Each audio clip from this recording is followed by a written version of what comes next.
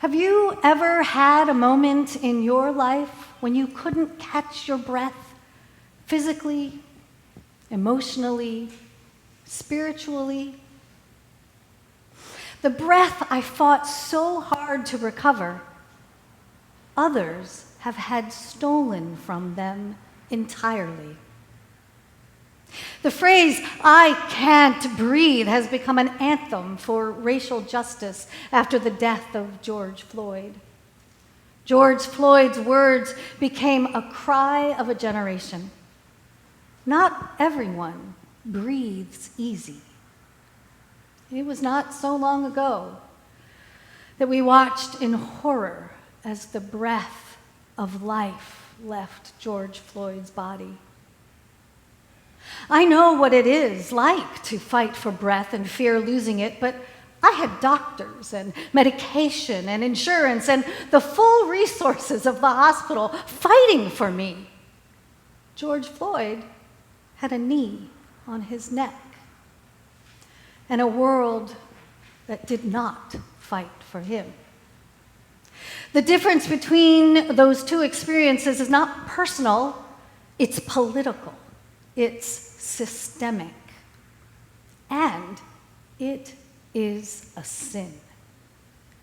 We gasp at the racial reckoning that we face. The feeling of suffocation became a metaphor for the injustice that our black and brown neighbors face every day. And I wish that I could report that we have healed that infection too, but the germs of racism and othering are still rampant and contagious. This pandemic seems to be perpetuated by the powerful. This infection of racism is spreading to immigrant communities. The empire's lie is to blame the immigrant and scapegoat the vulnerable.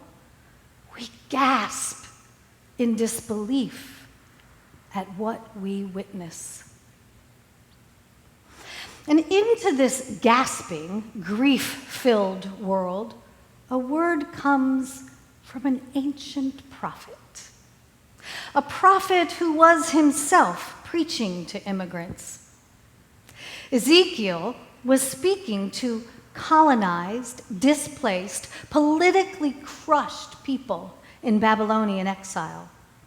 This text was written for this moment. God's people were bereft, afraid, and hopeless. Their dreams were crushed. Their temple, their spiritual center, was destroyed. Their homes, their community, their lives are lost. They felt dead, desolate, alone, like a valley of dead bones. But then God's breath, God's spirit, God's wind flows into that valley. In Hebrew, the word is Ruach. And Ruach means all three things all at once. One word, one God, wind, spirit, and breath.